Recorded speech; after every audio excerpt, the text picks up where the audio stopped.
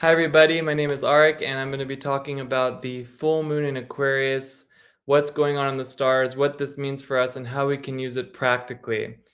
It's very interesting with the full moon in Aquarius because it's happening when the sun is in Leo, which is when the sun is really like in the rulership of the sign that it rules over. So, sun and Leo, they're connected. So, when you have the moon opposing this, it creates like a huge pool of energy. So we have a lot going on there with that. And I want to really kind of just explain and guide everyone who's watching this how we can best use it with a very specific question to this full moon, August 19th at 8:25 p.m.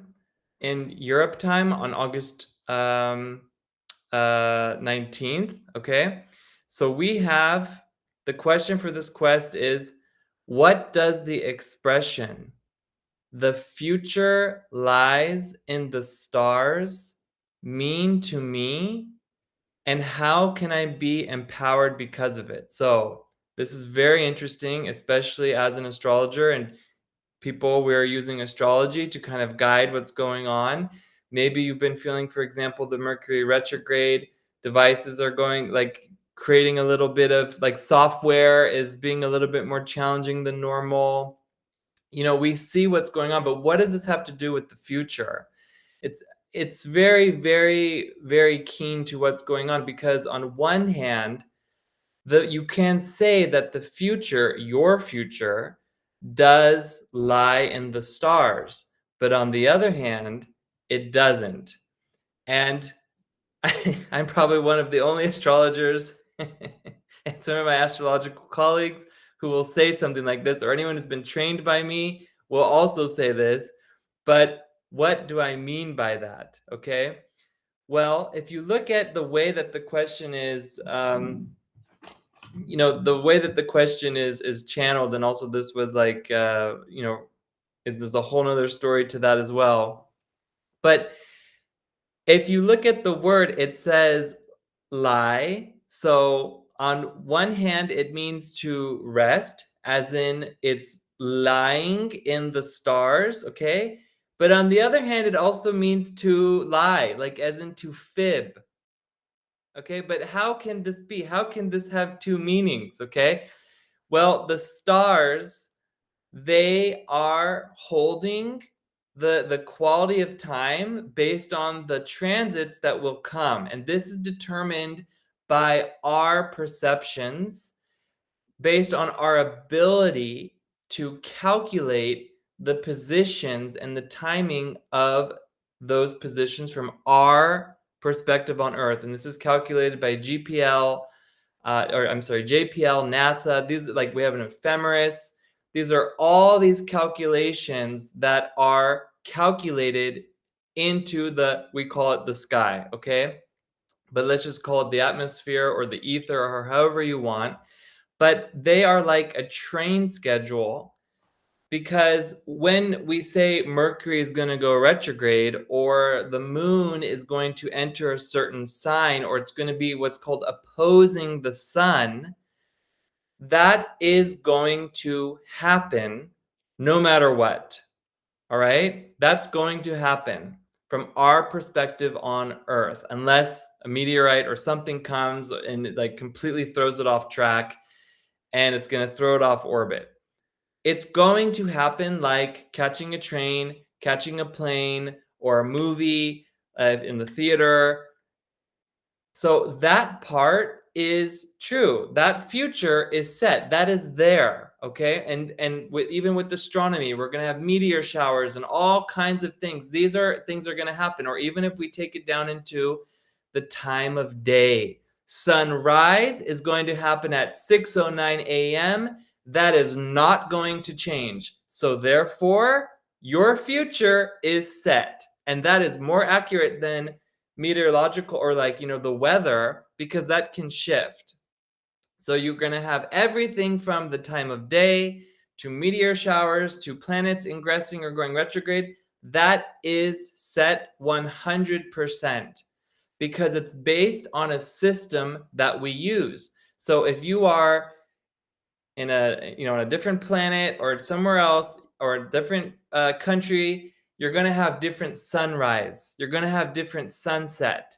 That's going to change, and you can change that, but it's still going to happen. Now, our systems, they are imperfect, like the Gregorian calendar, for example, which is also marking the changing of the months and then trying to correspond it to the seasons. But it's, it works. It's imperfect, but it works. So once again, it's true because we say that it's true. Our system that we have built for, since a long time, even before we had computers, our systems have been working to calculate these configurations. So once again, is it true because we say it's true? And does that mean that it's a lie? Not really. Now, the left, I'm going to leave it up to you that you need to work that out because that's part of your process and part of your growth. But I'm just opening the door in the mind to kind of see like what could be going on there. Because what's most important, no matter what system we're using, say we go to school and then we're learning a skill and maybe the skill's not perfect, but it works. Okay? You understand the difference between what is perfect and what works? Because if we wait for things to always be perfect, nothing is going to work. So it is important that we arrive at a state of certainty and peace of mind.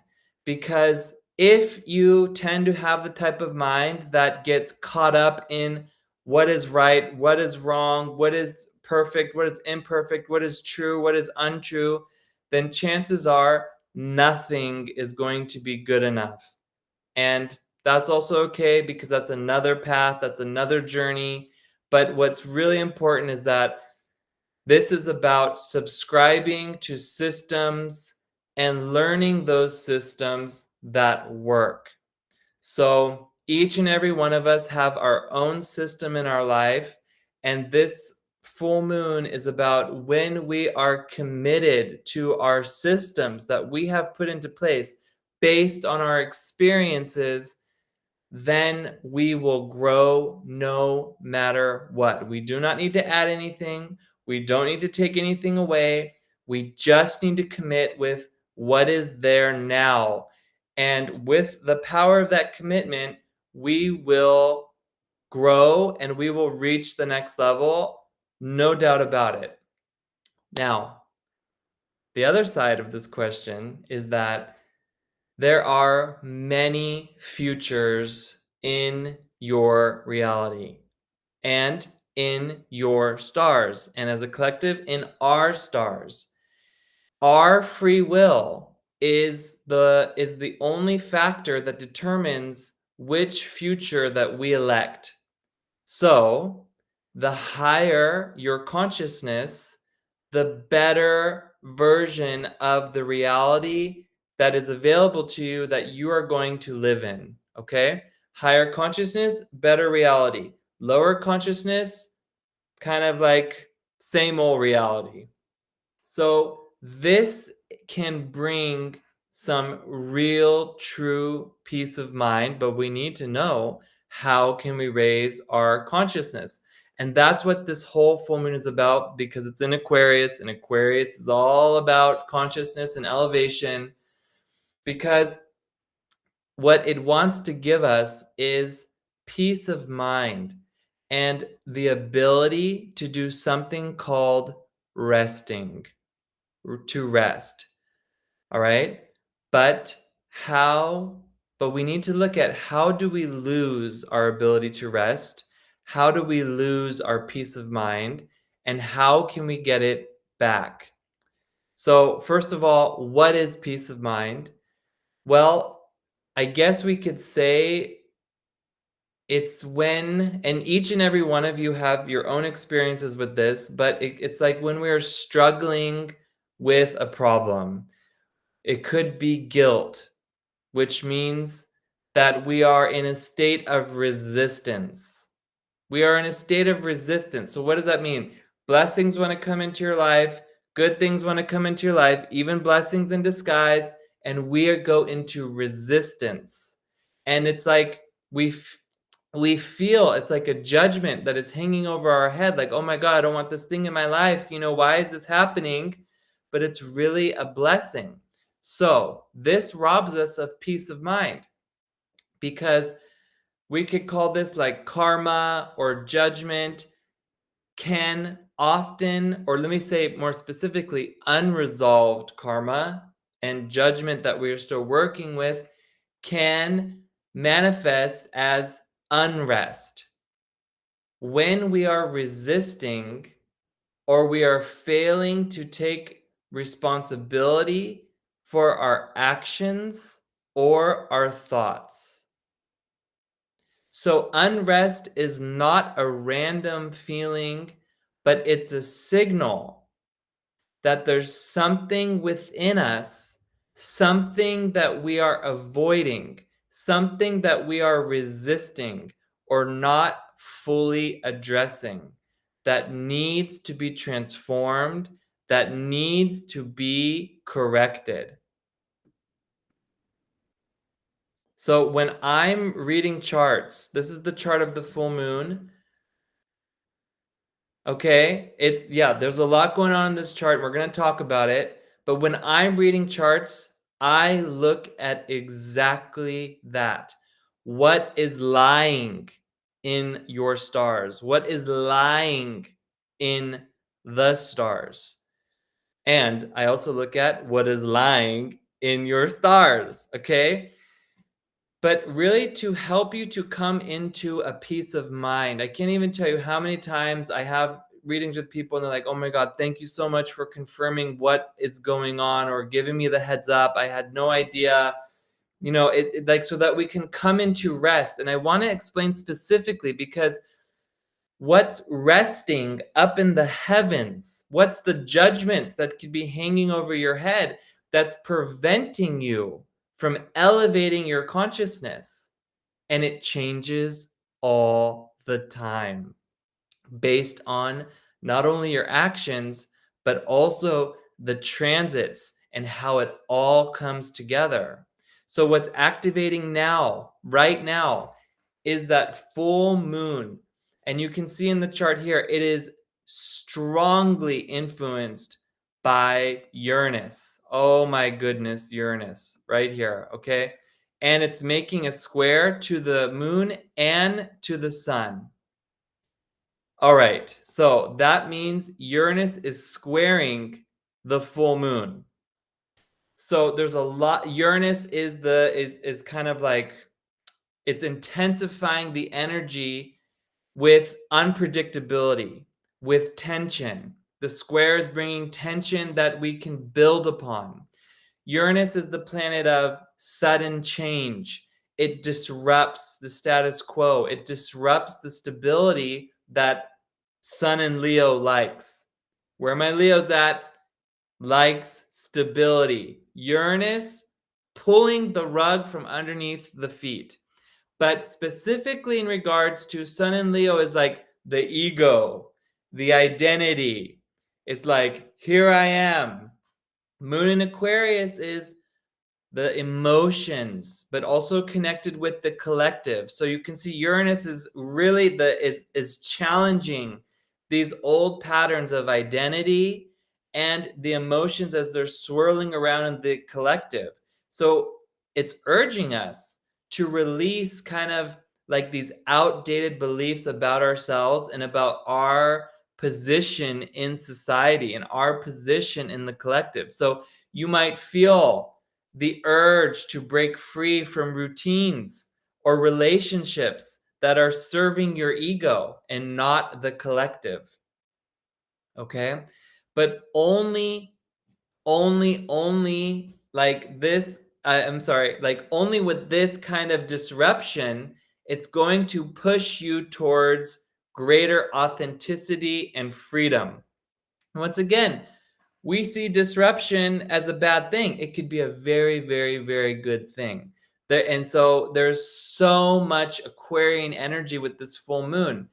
And Aquarius is a air sign. So we know air, it's like the stuff that we breathe, it's the wind. And it brings this collective focus to the themes of communication. Air is about communication, networking, information exchange, intellectual kind of deep dive. Well, no, not going deep, but just kind of pursuits. The air goes like horizontal to the earth. It's not going deep, but it's covering a lot of ground. So it's like with this full moon and it's so much air in this chart, it's like the focus is on our intellect. So refining our mind. It's also the innovation and forward thinking nature that's kind of encouraging us to find the right information that we need so that we can manifest our ideas and our wishes and our connections. And this is a really good time for brainstorming, collaborating, expanding our intellectual horizons, like expanding, remember, not going deep but expanding it. And to also Aquarius, it says break free from the conventional thinking. Kind of, there are new perspectives that are waiting for you, and a new perspective can completely change your life, and particularly those that can benefit the collective. Those are like, we all have these ideas and we need to find them. So with all of that air energy, there is also a little bit of discomfort with emotions. Air does not like emotions. And Aquarius full moon can bring about a little bit of a sense of emotional detachment. Okay, it's like emotionless. It's like no emotions.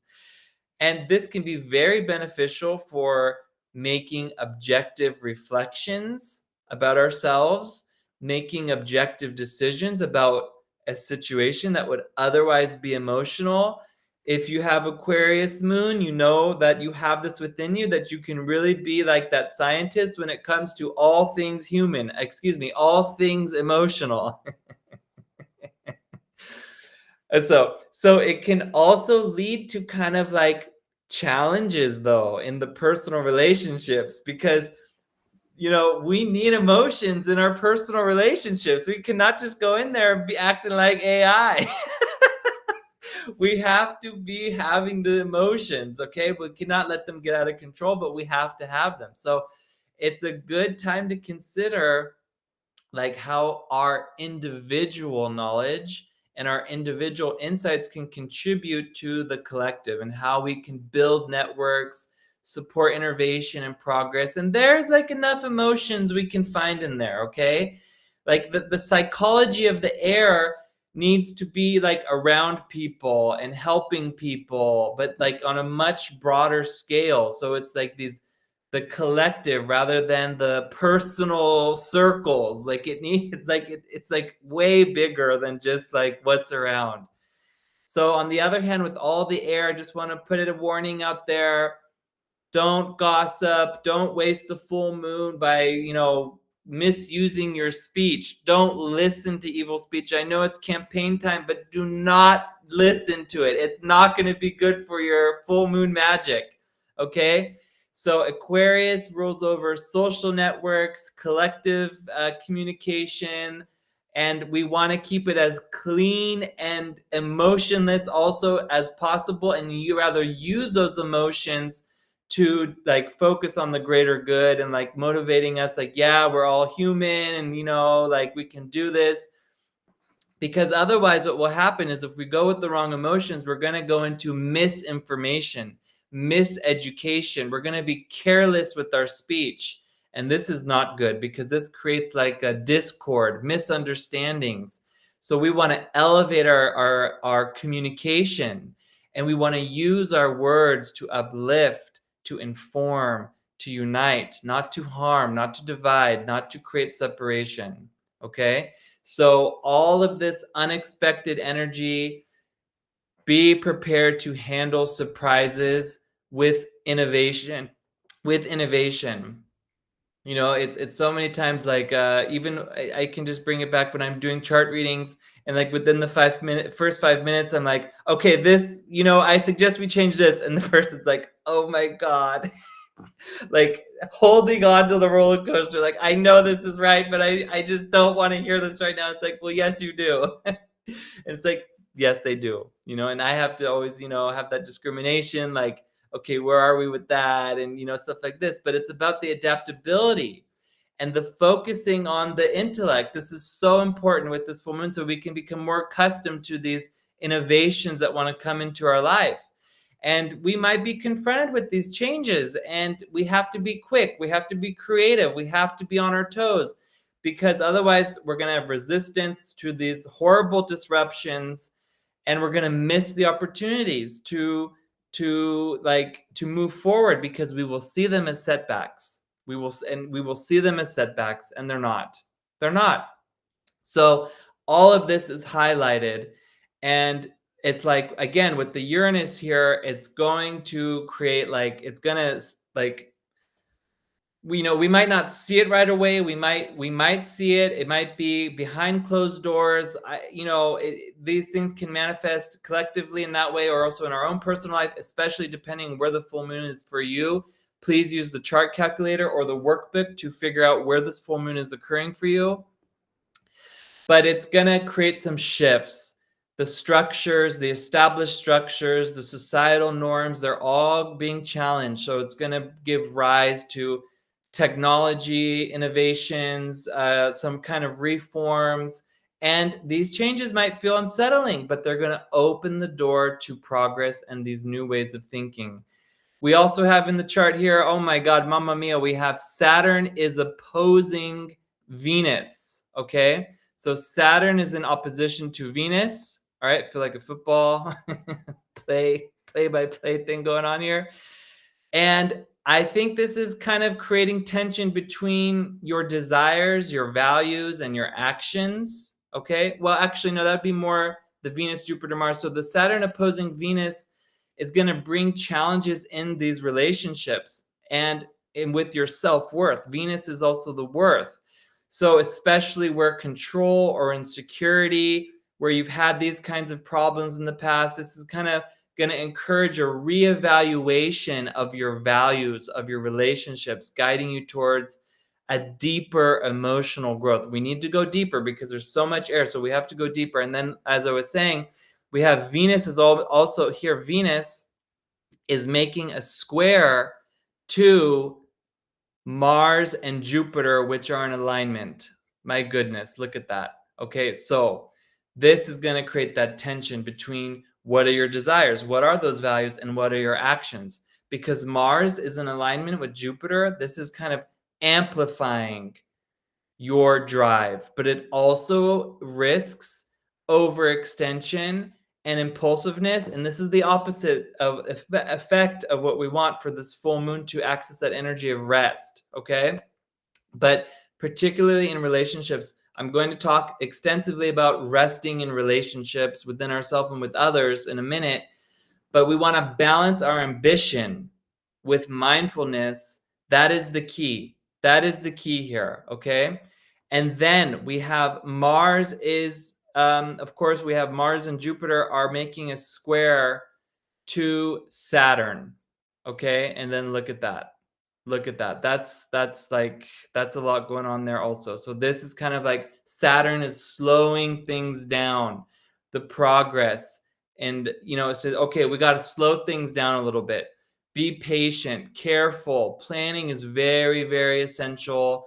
Navigating. This is a very challenging chart, you guys. Very challenging. So, but we have also Chiron. You guys know, when my healing sessions, always working with Chiron, making a nice trine here over to the Mercury.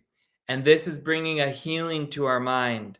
Very good time to kind of address the past moons, the past moons, yeah, the past moons and the past wounds with communication, our thoughtful discussions. I love it. Okay, so this is like a really good way to use the energy of that chart. So now, If you have a hard time resting, okay, you are a busybody. If you have a hard time resting, you are a busybody. For example, you try to distract yourself from like yourself. You're not being present with yourself, and you find that you're in a state of constant unrest and constant unrest because you don't want to access the memories. It could be with it's just, it could be, let's just say it like this, that the unrest is a signal. It's a signal, okay?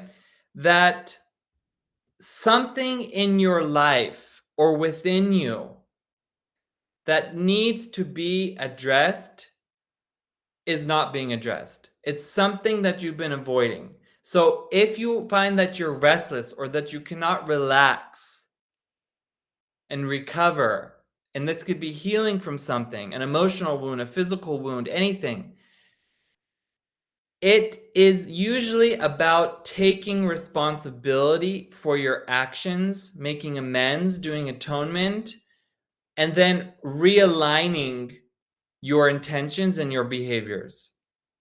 Rest is a very spiritual precept. It is something that is necessary on the spiritual path. And unfortunately, many of us do not know how to incorporate it into our daily life.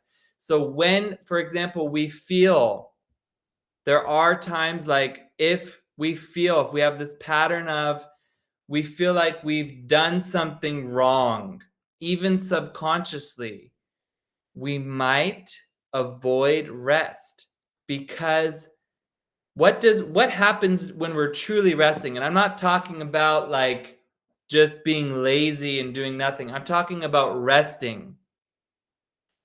When we are resting, it's giving us time to reflect.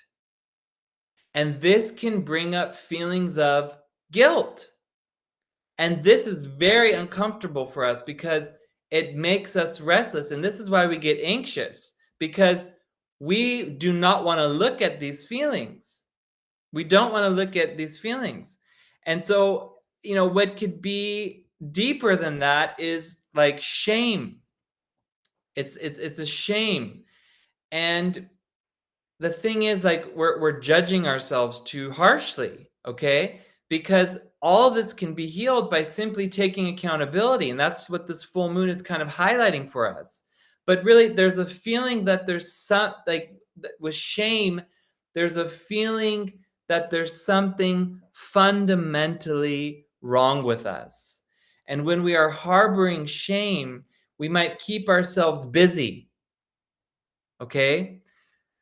We might our whole schedule is like so busy so that we are distracted from really being with ourselves and seeing what's going on. What are we doing? What are these painful feelings that are arising when we are still? So we can say it's like about this stillness. It's like it's very beautiful to be still. This stillness and this rest, because I mean, you could be laying on the beach, and you are so far from still, and you're, even if your body's not moving, it's like you can be so far from still. Okay, and this requires us to be vulnerable. Remember, this Aquarian energy does not want to do this, but this is where the healing is. This is where the healing is. So that means, okay, acknowledging our flaws, our weaknesses, our mistakes, embracing them. Now, I know vulnerability can be very, very frightening. I remember, because I had a very, very difficult upbringing, and I remember, and I was like, I guess I was really raw about it. And I remember one time I was in high school, and one of the older students came up to me and said, you know uh it was like something like, I don't know, there's like some advice or something, and basically this person told me that I'm very vulnerable and this is very admirable and it's something that they actually look up to. And I remember I was so upset. I was like, "What do you mean I'm vulnerable?" It's like I work so hard to protect myself from everything that's happening. Like, what do you mean I'm vulnerable? But no, of course, because I was like self-reflecting and seeing what's going on in my life and like obviously what are my options, especially at that age. And I want to talk a little bit about the different stages of life and what we can do with that, because it's very important, because many of us are in different stages of life, and it's basically all coming down to the same thing, which I will explain. But the vulnerability can be very frightening, especially for men, because it leads us to avoid the rest, that introspection, because we're afraid of what we're going to find. But I promise you, you're going to find the best of you in there. And that person is like waiting to have a say in what's going on. So here are some things that come up. It's like fear of change. And so this is like addressing the judgment, taking accountability. That often comes hand in hand with change. Okay? And that can be very frightening in and of itself.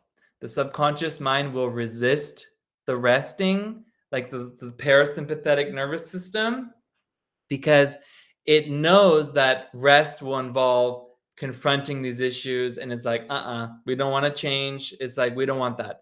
Unresolved trauma. So, okay, trauma often does not consciously relate to current issues, but it can cause a constant state of hypervigilance or unrest because we are applying it to the current issues. So the mind and the body might resist rest because it associates stillness with danger. If I'm still, I'm going to be attacked. The same thing is going to come again. And this is like we have this with the adrenals, and when I'm testing the adrenaline and the balancing, it's like, oh my God, the bear is coming. And this may have been the case during traumatic events, which, I know this like firsthand experience, but it's not applying now. And the body will not go into healing mode, into rest mode, if it's like avoiding this. Perfectionism. So, perfectionists, hello, Virgos. We're entering into your season pretty soon, right after this full moon. Perfectionists often feel, and sun in Virgo, moon in Virgo, rising Virgo, stelliums in Virgos, all y'all often feel that they have to keep striving and doing more. And we all have Virgo in our chart. So we are afraid that if we rest, we're going to fail. And the subconscious belief here could be that if we stop, then people will see that I'm not good enough. And this can lead to a constant state of unrest. I mean, I've had situations in my life where I could not keep working.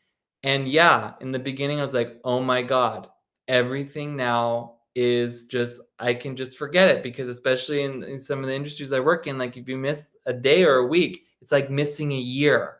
Okay. But in the end, it was like, oh my God, reroute, blessing, here we go. Trust me, it's not the way that it seems, always. Okay, next, what does it say? Internalized criticism, I think. So yeah, that's that internalized critical voice. This is can be developed during like our childhood, and that's like from our teachers, our parents, our family members. And this is that continuous judgment of what we're doing and our worth. And then this voice kind of creates a sense of unease and restlessness that prevents us from feeling good at moving at our own pace. And then this robs us of our peace within us. Avoidance of emotional pain. I think this kind of, we covered this. Cognitive dissonance. Okay, from vessel building, conflicts and dissonances within me have been resolved. What is cognitive dissonance? That is when our actions do not align with our values. Remember Venus, values? This kind of creates a cognitive dissonance where we have this kind of we might not even be fully aware of what's going on. And this dissonance can cause restlessness because we're subconsciously aware that something is out of alignment in our lives. In a very extreme example, it's like I drank too much and I did something that does not represent who I am. In a more, civilized manner, it's like I drank too much emotions and I did something that does not reflect who I am. Well, you still have to take responsibility for it, because whether you drank the emotions or the spirit, it's like that was in you. That was in you. There's no free go with that, okay? Unconscious beliefs about worth, okay?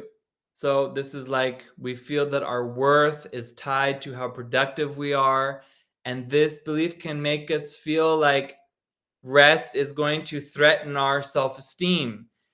And that's like, we might feel that if we're resting, that we're not doing enough, and then that we're not worthy of well, it starts with praise, and then it goes to love, it goes to respect, and to income, and to success. And then we have all this subconscious stuff going in our brain.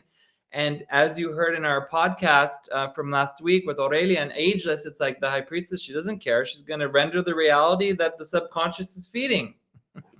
Oh my God. Okay, so habitual thinking, that's just that overthinking can lead to restlessness. Oh my God, should I do this? Should I do that? Should I do this? Should I do this? Should I do this? Should I do that? Should I do that? Should I do that? And I'm driving myself crazy and everyone around me too. I call you once, I call you 10 times, I send you 50 emails. Oh my God. Okay, this overthinking. If someone is constantly worrying, analyzing, replaying, finding, like, what did I do wrong or what did they do wrong? And I'm going to confront you about it. Okay. But the end result is no rest, because the mind is like working in overgear and trying to solve problems that are not there and anticipating future challenges. FOMO, my favorite. Okay, this is like, that's just the fear of missing out. There's no way you can have rest with that. Whether it has to do with consumerism or social media or opportunities at work, experiences, it kind of all falls into there. But it's like it can drive a constant need to be active and engaged. Like, did you read this? Did you see that? Did you do this? How'd you do that? Oh my God, like I need all of this stuff. And this can lead to a reluctance to rest because the fear of not being involved in something important. And then here we have the unresolved goals or desires. And this can be like, that kind of speaks for itself. Like the mind might resist rest in this regard because it's preoccupied with the need to achieve or to obtain like these things. Okay. So on so I want to talk how this can manifest in your life on an individual level, also specifically a little bit more, and then also on a collective level, because we're in the Aquarius energy. All right, because Aquarius is coming to the Leo and saying, hey, you're not the only one here, Leo. You got to calm down, because we got a whole audience here. Without us, no one's watching you. You might be on stage, but you are nothing without us. So, on an individual level, I mentioned this already, overworking and busyness. A lot of us throw ourselves into work or constant activity. So, if you are not working, it's like you're finding some activity. Maybe you're you're not in school, maybe you're retired, maybe you're in a break. It's like this constant activity to avoid dealing with those underlying issues. And many of us like then will equate busyness with productivity.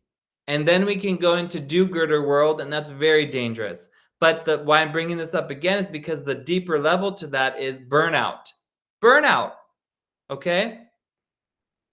And like chronic stress, and we know this is not good for the health, all right? Then we have avoidance behaviors. So you might engage in behaviors that are kind of excessive to avoid what's going on. So this could be too much screen time, doom scrolling, binge watching, and this is distracting you from uncomfortable thoughts or emotions that can arise, and stillness.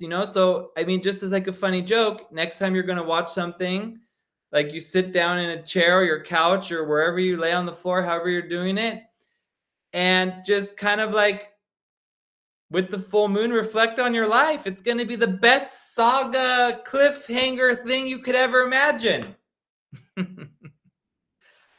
Perfectionism and control. So this is for those of us who become these perfectionists and obsessing over the details. And the deeper level is here, striving for unrealistic standards.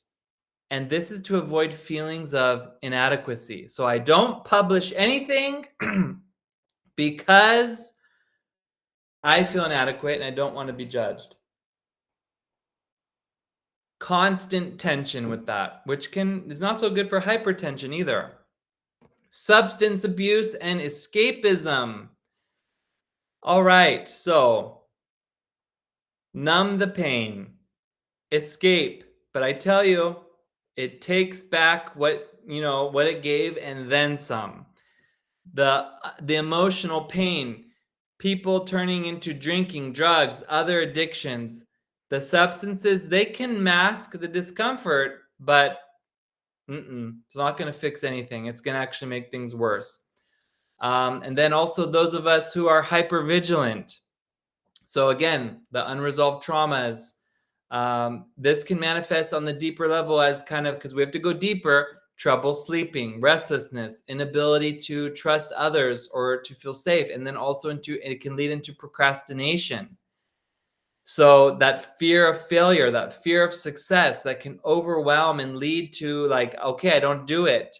And the longer that we avoid a task, the more restless that we become. And then social withdrawal, where we are just completely isolating ourselves socially to avoid, once again, that vulnerability. Because when you are really connecting with others on a true level, you have to be vulnerable. You might have to be judged, and creating a sense of loneliness and deepening the unrest. And that's going to lead me into, how are we expressing this on a collective level? So because this is Aquarius, so this could be like, depending on your society or your industry or whatever you're working in, your whatever, it's like societies that prioritize productivity above everything else often create environments where the rest is undervalued. So it's like, you accomplish something, you don't get to enjoy it, you have to immediately go to the next thing. It's like this hustle culture that's glorifying this constant work and activity, and stigmatizing rest as laziness. It's not the same thing. It's not the same thing at all.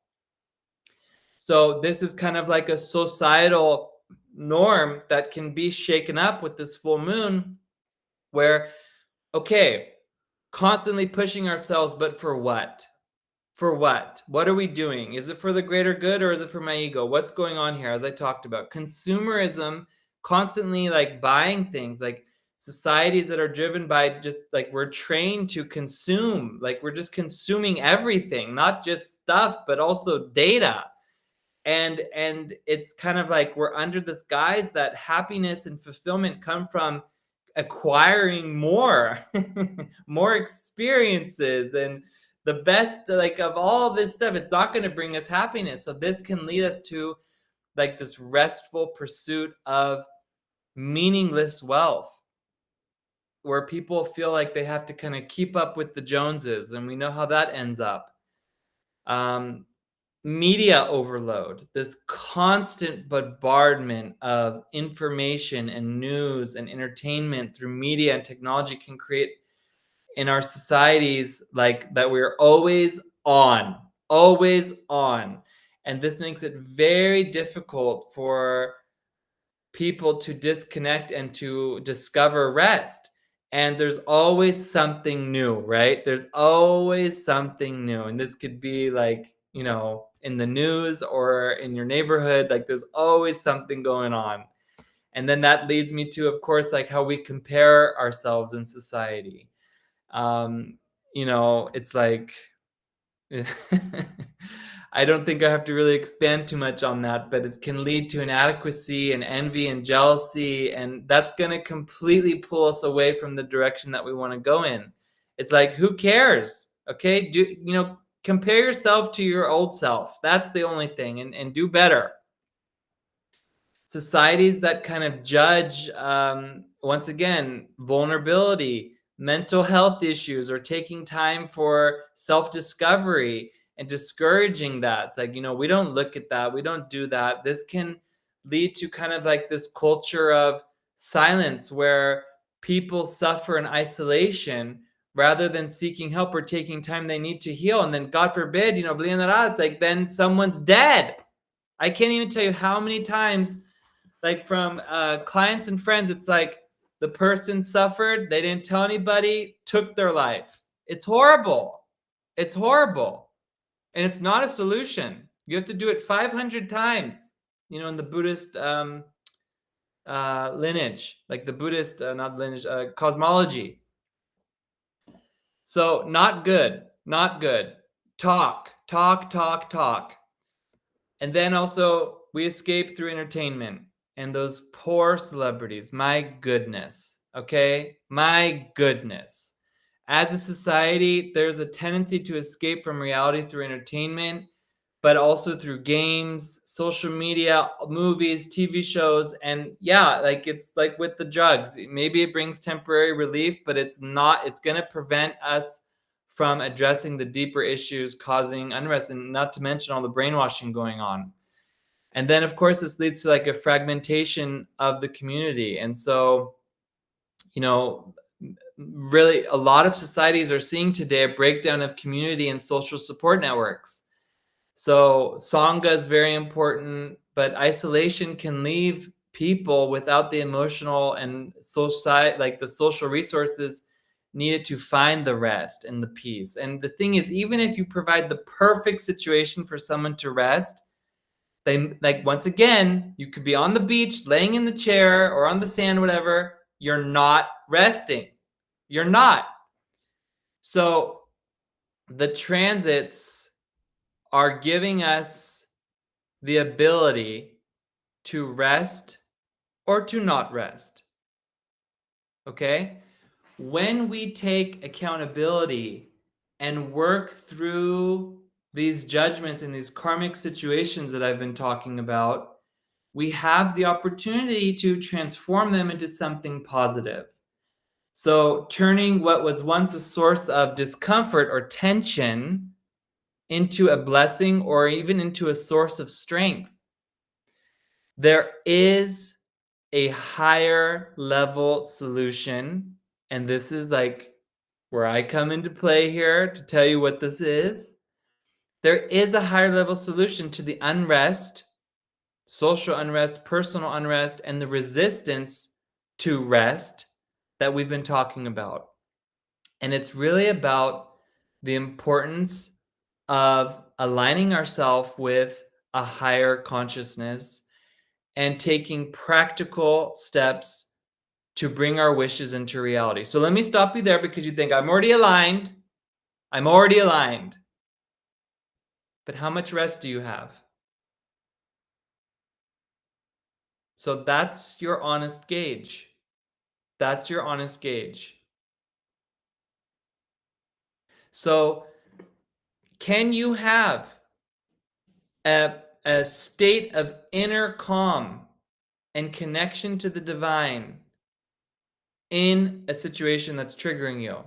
Okay, so here's how the concept can be applied, once again, on the individual side and on the collective side, Leo Aquarius.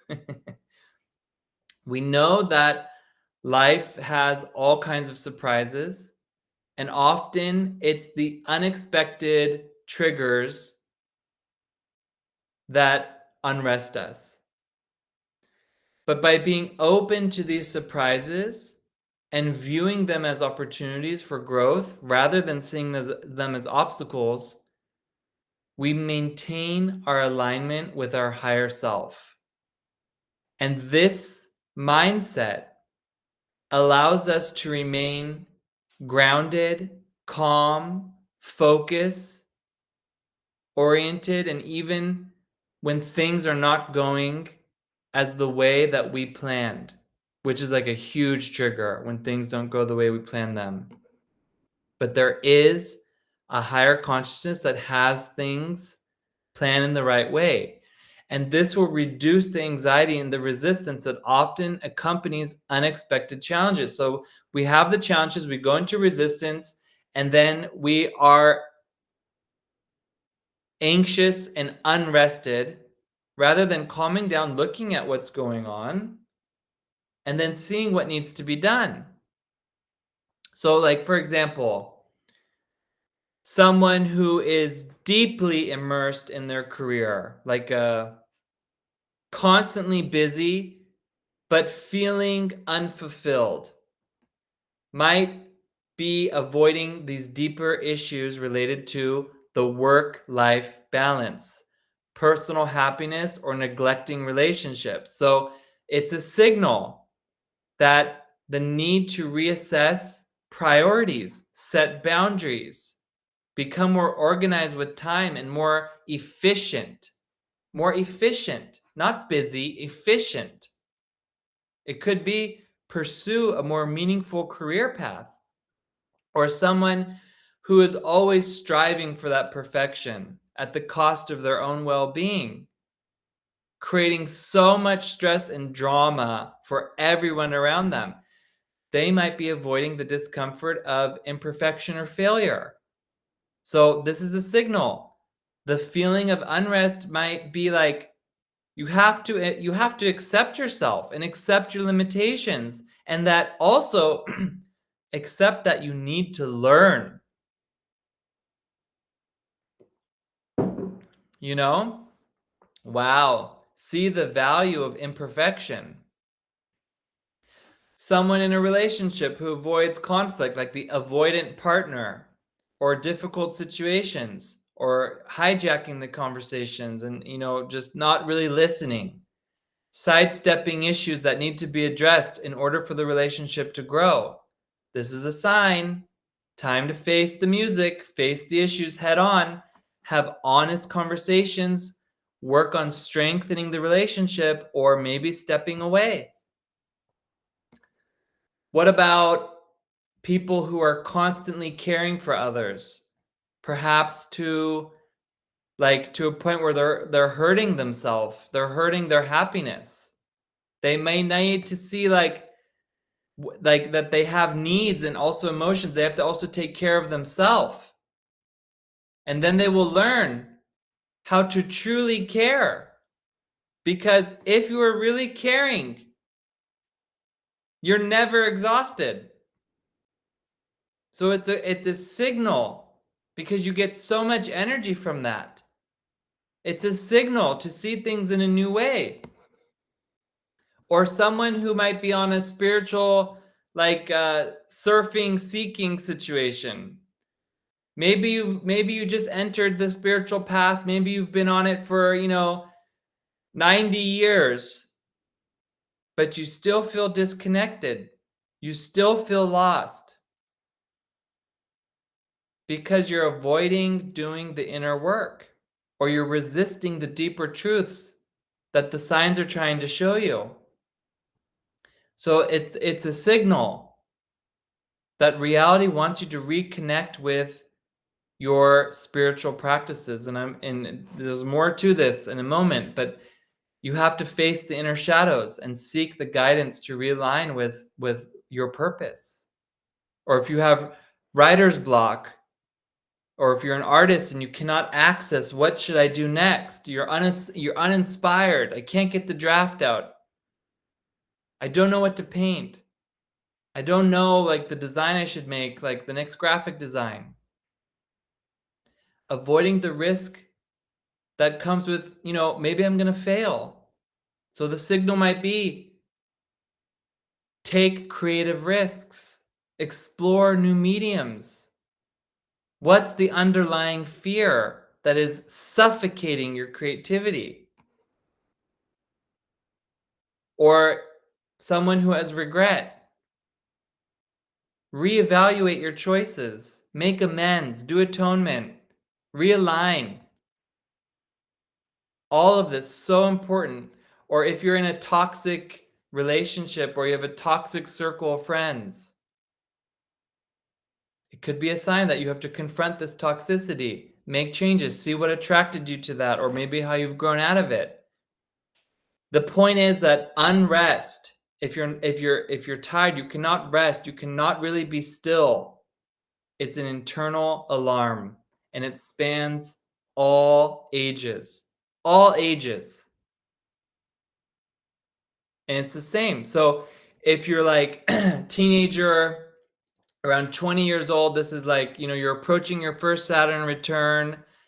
It's like so many wishes and possibilities are there. Okay, so we're exploring the interests, learning to navigate the challenges. But it's very important to have these big wishes, but it's also equally important to start taking small practical steps towards fulfilling your wishes as you are figuring out what they are. And every age, meditation, mindfulness, very valuable tools for managing the emotions and the overwhelming nature of just being a teenager approaching your Saturn return, which happens like, 28, 29.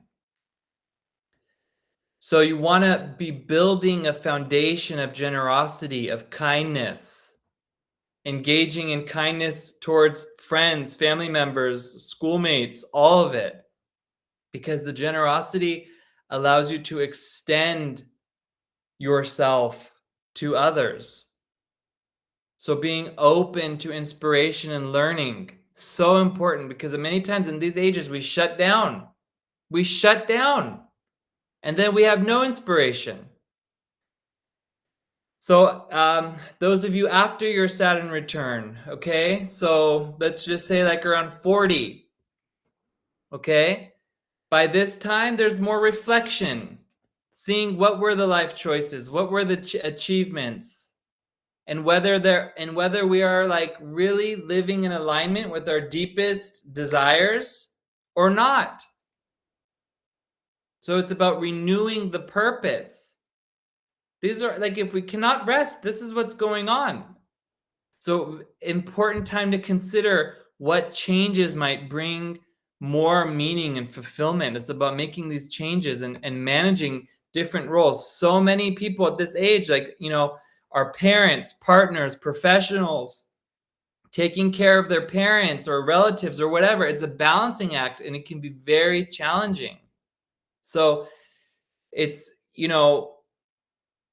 what's best for you is best for others, okay? But not the ego, not the ego. So meditation, exercise, doing the inner work, it will sustain your energy. And, being open to change, because a lot of times, like around, like from 40 on, it's like there's lots of transitions going on. Kids growing up, career shifting, personal stuff going on with friends, family, all kinds of stuff. Let go of habits and beliefs that are just serving your ego. All of that, and rather deepen the relationships, deepen the connections. And again, be generous. It's the same thing. Be generous. And you can foster these long-term wishes. Maybe you set some things aside. It's a great time to revisit those aspirations and consider how they might fit into your life now. Wishes are very important. Aquarius is about wishes. Set practical, realistic goals that fit within your, the context of your life. And you can break down these larger dreams into achievable steps, and it will happen. For those of us who are over 60, Okay? This is like, once again, reflection, renewing. Okay? We have in our life, more than one Saturn return, okay? And this could be like, second time we're reflecting what's going on here. Consider what still brings you joy. It's a really good time to kind of reconnect with your passions or discover new ones that align with your current stage of life. And there's a huge emphasis also on mentoring others, engaging in creative endeavors. That your generosity there is then sharing your experiences, your wisdom, dedicating time to causes that matter. And this can bring a lot of fulfillment and also like promote restfulness. And there's also, it's the aging process. And it can be turbulent, or it can be graceful, or it could be energizing, or it could be draining. And there's different life changes, and there can be major shifts in relationships. But if you have an open heart, you keep the heart open, because it's very easy to close the heart at this time. You can keep the heart open and let things go. So letting go of past regrets, the missed opportunities, meditation, very good to stay grounded and connected with your higher self, because you have so much wisdom, and sharing this wisdom with others can be very, very rewarding. Like being a role model for the younger generations, or, this is all part of that generosity, because you want to focus on the inner peace and the health. And fostering inner peace through these kind of practices like meditation and the rest will allow you to navigate challenges that you're facing and stay connected to your sense of purpose. And then there's like no aging whatsoever. Okay? Now, I mentioned something about the spiritual laws that I have to go over really quick, because this is like really, really important, because I was talking about it with the spiritual surfer. All right. So we have this concept of the ignorance of universal laws. So you have, whatever your background is, if you're Catholic, or you're, Hindu or Buddhist, or, no religion, just spiritual, it doesn't matter. You have a system that you abide by. Okay? And that system has laws, and those laws have realities, and those realities have consequences. So whatever you subscribe to, whether it's the news or it's the spiritual system, it's gonna take you into that reality with those causes and those effects, because cause and effect is everywhere. And so a universal law, like cause and effect, plays a very significant role with the unrest that we are experiencing. Social unrest, individual unrest. When we do not understand or acknowledge these laws, it can lead to behaviors and mindsets that foster restlessness, uncertainty, unfulfillment. All right?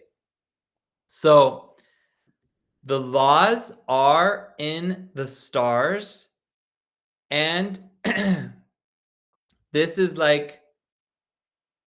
how the transits can be true and untrue, and how they can be taking us like up or down. So the ignorance of the universal laws plays a significant role in the unrest. So what we say and what we tell ourselves, our subconscious will deliver, as I talked about earlier with the high priestess who rules over the moon.